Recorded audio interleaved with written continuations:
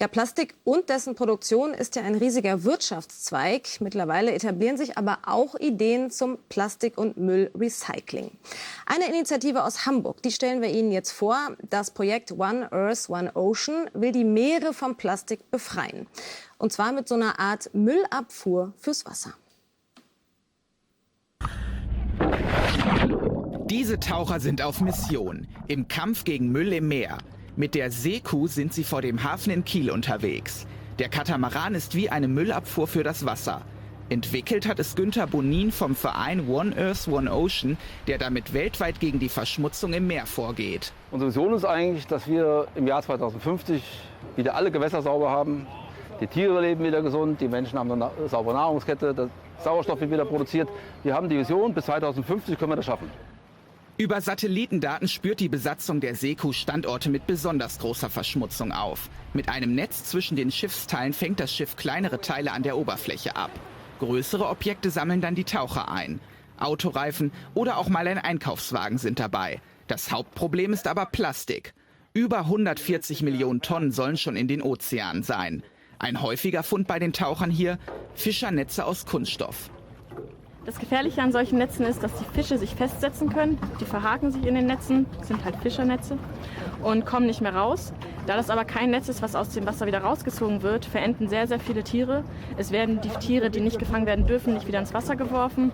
Und auch andere Meeressäuger, wie wir haben hier manchmal Delfine in der Kieler Förde, können sich auch festhängen, und das wollen wir verhindern. Dafür sind die Taucher ehrenamtlich im Einsatz. Finanziert wird der Verein vor allem durch Sponsoren und Spendengelder. Ein Teil des Mülls aus dem Wasser geht auch an Firmen, die daraus neue Produkte herstellen. Wir haben sehr viele Volunteers, Freiwillige aus der ganzen Welt, die mal eine Woche oder 2 Tage mithelfen. Also das ist einfach ein gutes Modell, mit relativ wenig finanziellen Mitteln zu zeigen, dass es geht, den Leuten eine Hoffnung zu geben, eine Arbeit zu geben, eine Vision zu geben und aus den Sachen, die wir rausholen, wieder neue Produkte zu machen. Das ist quasi der Kreislauf. Das ist eigentlich die Lösung. Dafür will sich der Verein vergrößern und seine Flotte weiter ausbauen. So soll sich die Müllabfuhr der Meere bald noch häufiger auf die Jagd nach Plastik machen. Und jetzt ist mir Jörn Anhalt von One Earth, One Ocean e.V. zugeschaltet. Einen schönen guten Tag nach Hamburg. Guten Tag nach Köln. Ja, Ihre Vision: bis 2050 sollen die Weltmeere wieder sauber sein. Was schafft denn so ein Schiff? Oder anders gefragt, wie viele Schiffe würde man dafür brauchen? Ja, die Seekuh, die wir eben im Einsatz gesehen haben, die schafft pro Gang bis zu 400, 500 Kilo. Das heißt, bei starker Verschmutzung der Oberflächengewässer könnte man mehrere Tonnen mit der Seekuh herausholen. Dieses Sammelschiff ist ein Zulieferschiff für den Seeelefanten, der später als Recyclingschiff eingesetzt werden soll.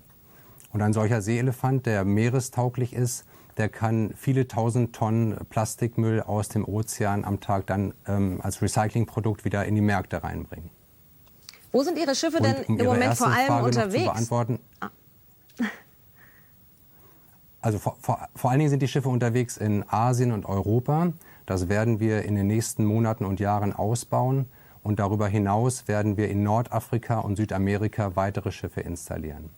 Ich hatte Sie eben unterbrochen, noch ganz kurz zu dem Seeelefanten, weil Sie fragten, wie viel der schafft. Also ein solcher Seeelefant, der mit ungefähr 50 Seekühen als Zulieferschiff ausgestattet sein wird, der schafft dann mehrere tausend Tonnen Plastik am Tag zu recyceln. Das ist unsere Vision für die Zukunft. Jetzt finanzieren Sie sich ja durch Spenden. Gibt es im Moment mehr Geld, weil das Thema Klimaschutz ja doch viel in der Öffentlichkeit ist?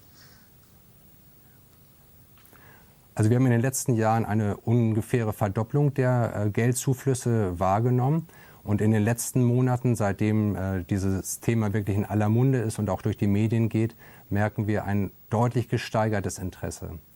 Worauf wir jetzt tatsächlich noch warten, ist, dass nach den Lippenbekenntnissen und den wirklichen Bekundungen seitens der Unternehmen, aber auch der Politik, dass sie wirklich auch Finanzmittel locker machen werden, gucken wir, dass wir eben diese Worte auch in Taten umgemünzt sehen, dass wir halt diese skalierbare Technologie in die ganze Welt transportieren können, um halt mit dieser Technologie das Wasser auch tatsächlich auf großen Flächen reinigen können.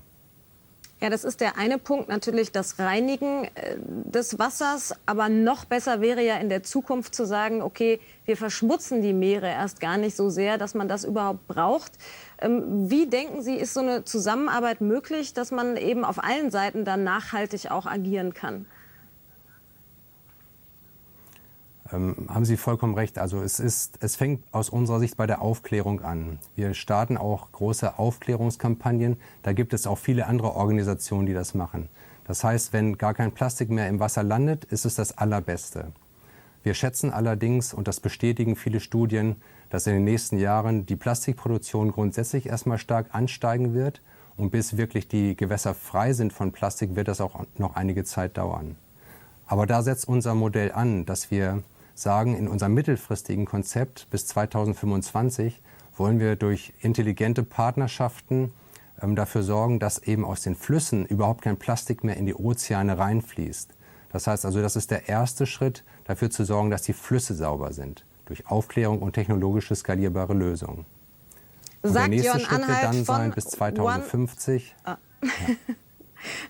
Entschuldigung. So, sagt Jörn Anhalt von One Earth, One Ocean. Dankeschön für das Gespräch.